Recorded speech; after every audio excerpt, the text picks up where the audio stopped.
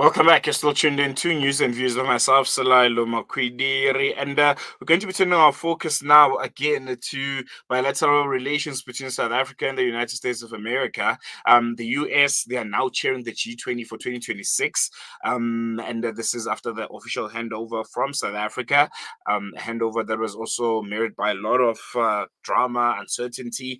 And after that, there was an announcement by Donald Trump that South Africa will not take part or be invited to the G20 summit in Miami. And it looks like he's sticking to his word because the US has now excluded South Africa from invitations to the first Sherpa level talks under its presidency. For many, this move is more than just a diplomatic slide. It raises very, very important questions about the future influence of South Africa and African states in global forums, and if indeed a G20 Sherpa meeting can go on without one of the founding members of the G20 not being invited. And to help us unpack some of these questions, to break it all down for us and how we should be receiving the news, is Dr. Oscar van Heerden, our political analyst and international relations expert. Doc, thank you so much for joining us. Always a pleasure having you on Salam Media. Good day, Solano, and good day to your viewers. No, thank you. I think we'll jump right into it. Just a bit of insight for our listeners. Briefly, what exactly is the G20 Sherpa meeting, and why is being excluded from the invitation list matters for a country like South Africa? Yeah, so to start, when the G20 commences under the new presidency, it is made up of course, the 20 countries, plus the EU, plus the African Union. And each country puts forward what is called a Sherpa, which is a fancy word for basically the chief representative. And they are the ones that work together to sort of manage the G20 all the way through the year until you get to the Leaders Summit at the end of that particular year. And this is comprised of various ministerial meetings that takes place throughout the year. And so this meeting, the first one now in December under the new presidency, which is the United States of America, takes place in December to kickstart the year of the G20. And as you've indicated, South Africa has not been invited to the very first Sherpa meeting, which of course is sending a ripple effect throughout the G20 community. We've already seen that the Chancellor of Germany, Mr. Merz, has indicated his displeasure at this move of not inviting a founding member. And I suspect as we get closer to the time, more and more countries are going to express such displeasure. I think that South Africa has already, in terms of President Ramaphosa's speech, he's already given the line, which is that, instead of wanting to engage in a fight and a tussle and ruining relations any further with the United States, we are setting our sights on 2027 when the G20 presidency is handed over to the United Kingdom. And how would you assess that move? Because I think it's a very, very important one.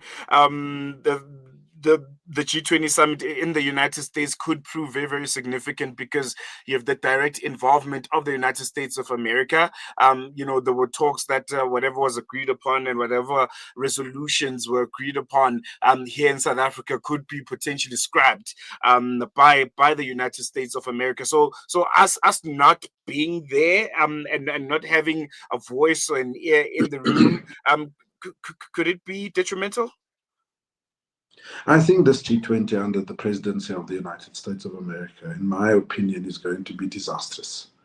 And I'm saying this, Silo, not because I'm taking issue with Trump or the administration.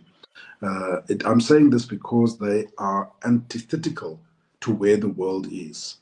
The reason why Trump boycotted the G20 in Johannesburg, the first to have ever taken place on the African continent, is precisely because, one, he is anti-multilateralism. Two, he says climate change is a hoax.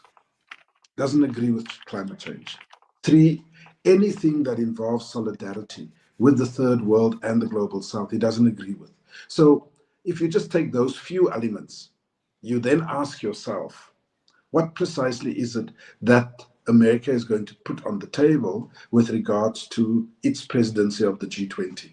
Because if it is about consolidating and strengthening the G7 or the G20 economies as opposed to the rest of the world, they are not going to agree, not in terms of what came out of the Johannesburg G20, Mm, because mm, people have agreed that they are going to be part of a multilateral process. They work with Africa, not at the exclusion of Africa, and so on and so forth. So already there's going to be a serious clash in terms of what America is going to put on the table for the G20. And it will be interesting to see how Trump thinks he's going to navigate this thing. By the way, I don't think that President Trump is even going to be at the G20 come the end of the year, next year.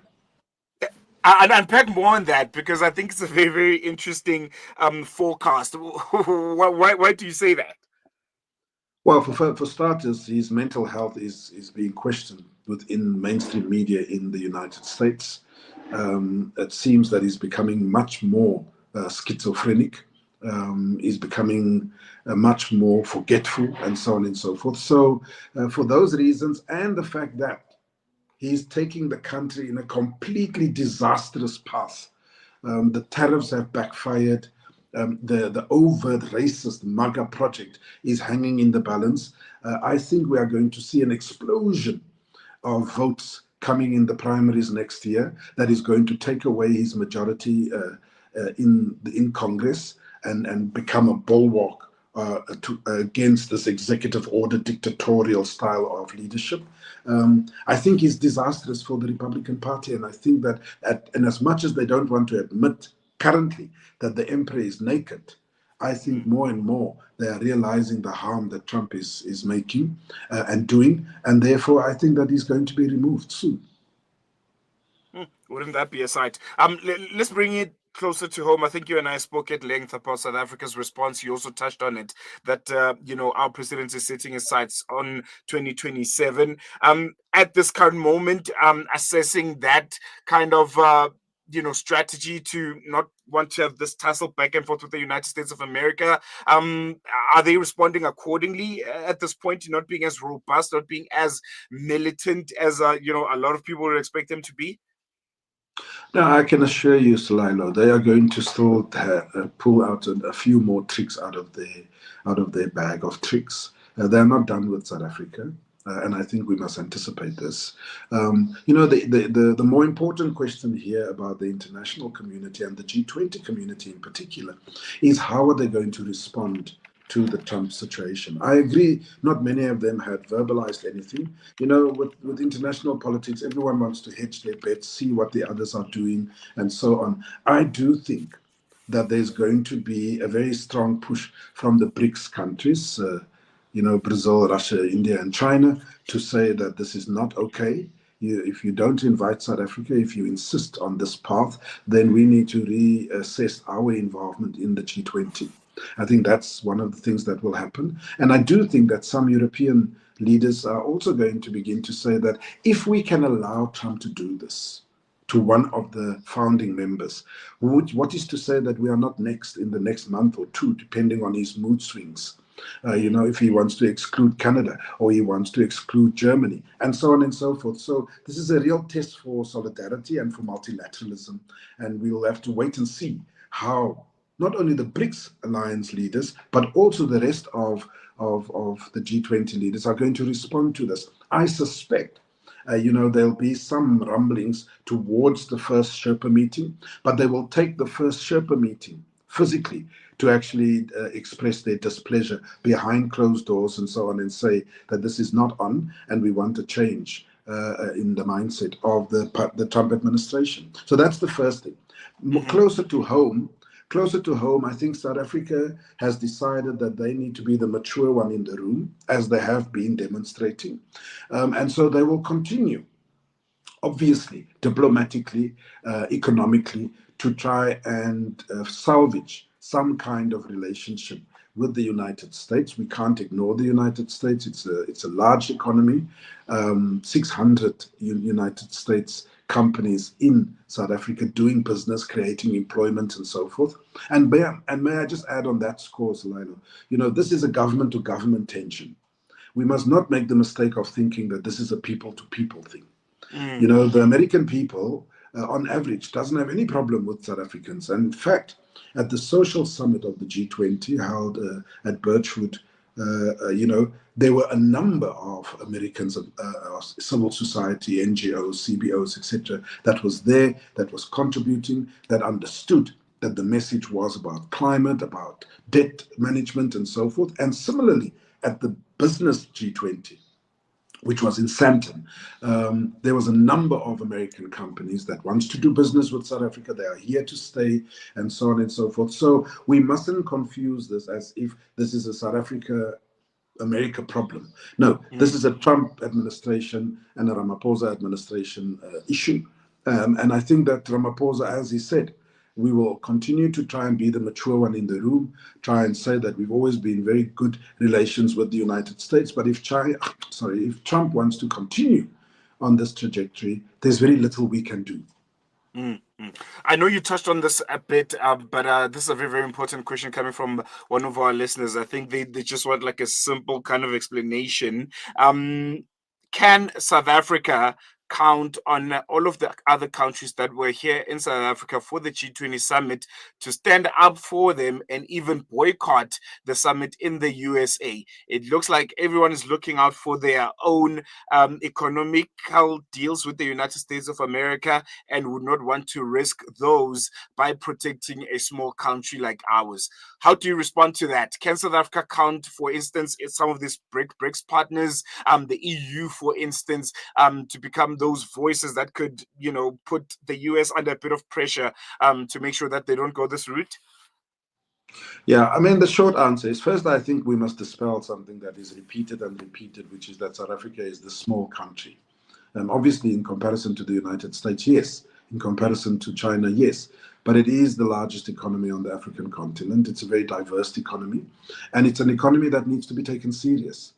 Every subsequent previous administration in the United States understood this. Trump is the only one who doesn't want to understand this. And already we have seen time and time he ends up with egg on his face because he thinks he can bully South Africa. So that's the first thing. I think we must dispel this thing that we are just some small country that can do nothing. That's the first thing. No disrespect to small countries. No, of course. Yeah. But more importantly, Slido, the truth to talk to the question that the viewer is asking, it is that we are not the one that is causing the problem. I think it's very important. We are at the receiving end here. And yes, just to dispel some few things very quickly, because I know how people think.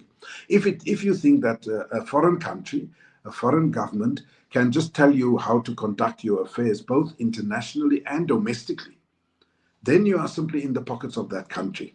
And I think South Africa has proven since democracy that they will not fall into that trap. There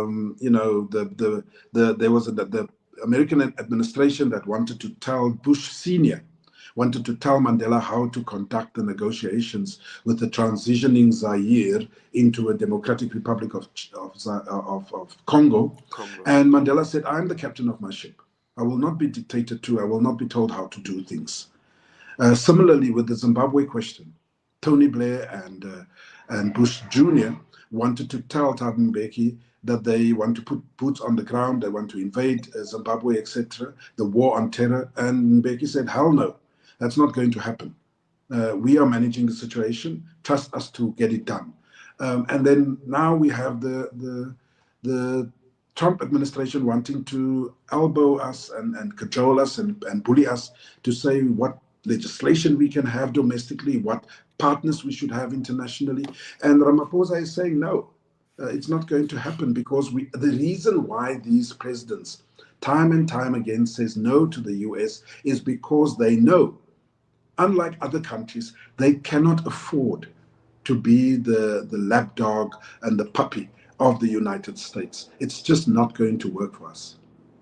Most definitely, Dr. Oscar van Heerden, international relations expert. Always a pleasure. Always enjoy the conversations. Thank you so much. Thank you. There you go. Yeah, I think a very, very wonderful analysis as always there from Dr. Oscar van Heerden.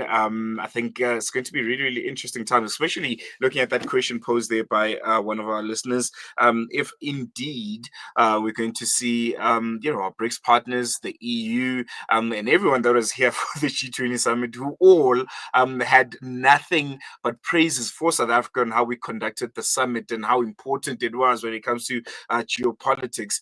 Will they, in front of Donald Trump, in front of the mighty United States of America, say, well, this can't go on without one of the founding members? It shouldn't even be a question of invite. By merit, South Africa should be on the table. And if they're not, this can't continue. Miami G20 2026. It's going to be interesting, and we'll be bringing you all the updates live and well analyzed and researched here on Salam Media. We're going to take a quick break. When we come back, it's hashtag fired up.